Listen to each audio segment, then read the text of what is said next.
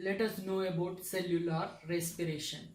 The respiration which is happening at the cellular level, that is at the cell level, is called cellular respiration. Generally, the cellular respiration in prokaryotes occurs in cytoplasm. Prokaryotes are those organisms that will not be having organized nucleus. Example, bacteria. In these prokaryotes, the cellular respiration will be taking place in cytoplasm. Eukaryotes are those organisms, they will be having a organized nucleus. In eukaryotes, the cellular respiration takes place in cytoplasm and mitochondria. This generally the cellular respiration means it is a pathway. It is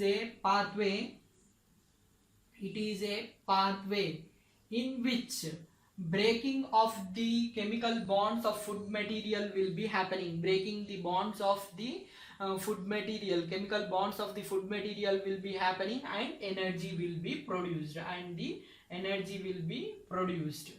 Cellular respiration means it is a pathway in which the food materials chemical bonds are broken and energy is produced out of that food materials. This is called cellular respiration.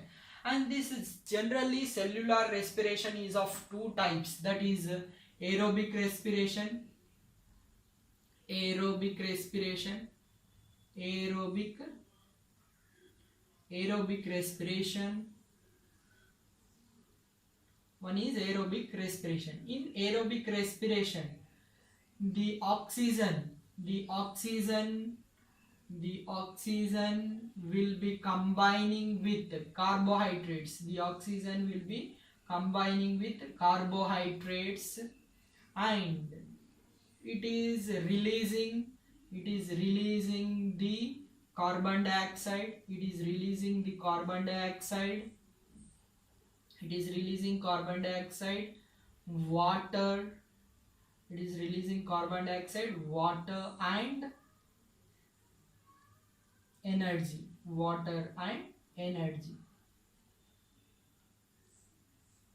Here, because of combining of oxygen with carbohydrates, it will be releasing carbon dioxide, it will be releasing water, and it will be releasing energy. As the respiration is happening in the presence of oxygen, this respiration is known as aerobic respiration. In this aerobic respiration, oxygen combines with carbohydrates, and carbon dioxide, water, and energy are formed. Carbon dioxide, water, and energy is formed. This is aerobic respiration. Now let us know about anaerobic respiration. Let us know about anaerobic respiration.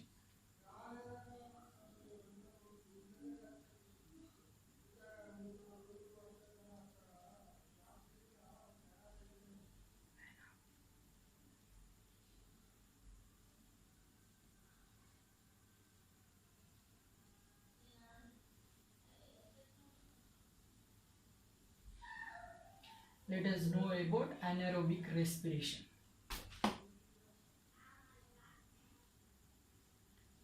Anaerobic respiration.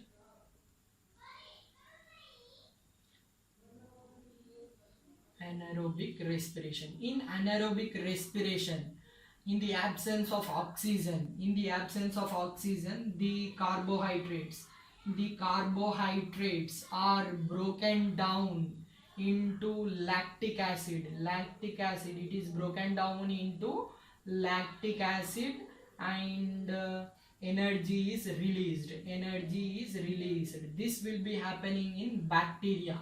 If you take an organism like bacteria, in the absence of the oxygen, the food material, that is carbohydrates, are broken, and when these carbohydrates are broken, it will be releasing the lactic acid, and it will be releasing the energy. Small amount of energy will be released.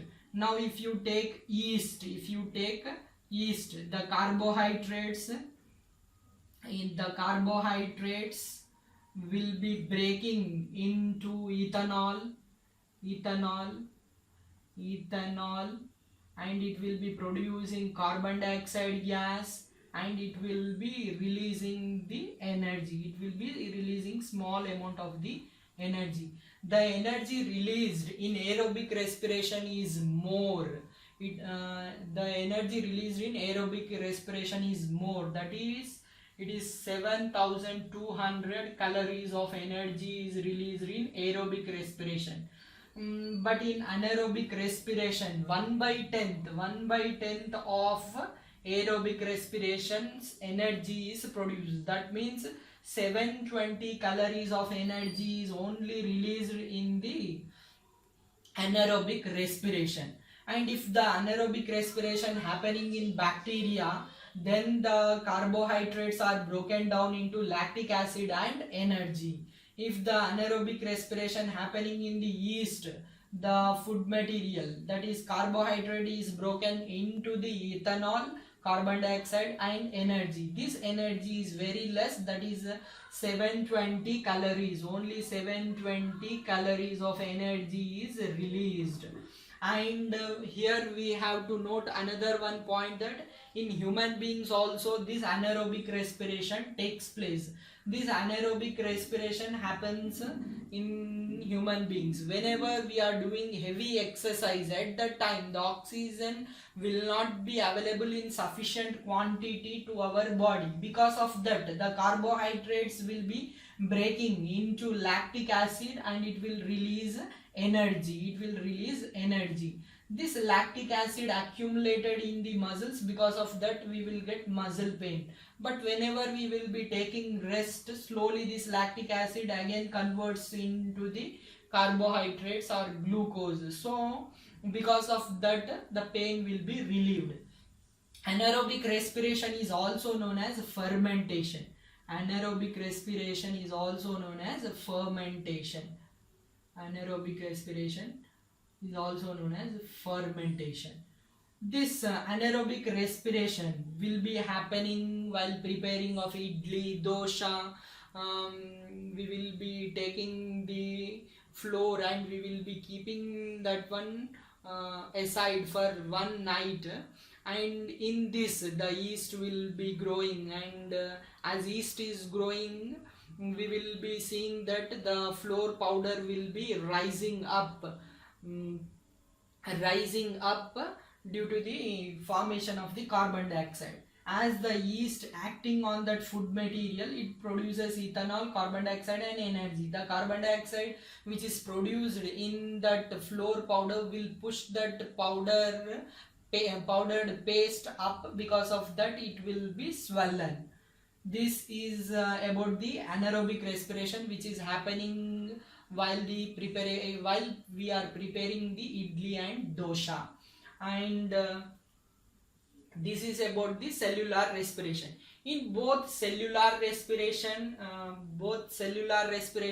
like aerobic respiration and anaerobic respiration, energy is released. We already know that we are using here carbohydrates in anaerobic respiration, as well as in aerobic respiration also we are using carbohydrates. These carbohydrates are first converted into pyruvic acid. They are converted into pyruvic acid. Both the reactions will be both in aerobic respiration and in anaerobic respiration, the pyruvic acid will be formed. That after formation of that pyruvic acid, these reactions will be different. First, in either in aerobic respiration or in anaerobic respiration, the glucose will be converted into pyruvic acid. That pyruvic acid will after that the pyruvic acid will be taking different changes in aerobic respiration and anaerobic respiration. Here in aerobic respiration and anaerobic respiration, energy is released. That energy is stored in mitochondria. The energy is stored in mitochondria.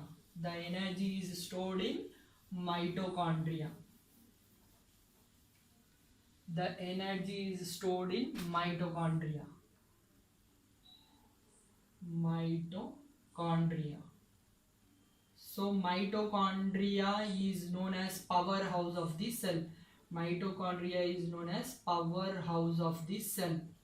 Powerhouse of cell. Powerhouse of the cell. You can see the structure of this mitochondria. This is the structure of the mitochondria. It has two membranes. This is the outer membrane. This is the outer membrane, and this is the inner membrane. This is the inner membrane. This is the inner membrane. This is the inner membrane, and this infolds of inner membrane is called cristae. Cristae.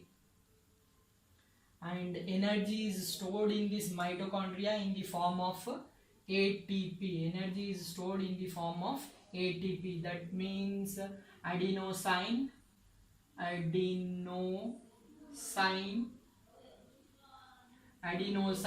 triphosphate. Whenever energy is required, this ATP is broken into ADP. It is broken into ADP and phosphate. ADP means adenosine diphosphate.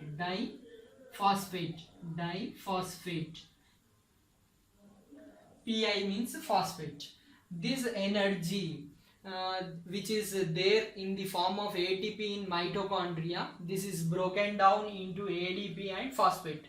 Once the energy is available, that energy will be used up by the organism. And in this way, we will be learning about the cellular respiration. This is about the cellular respiration.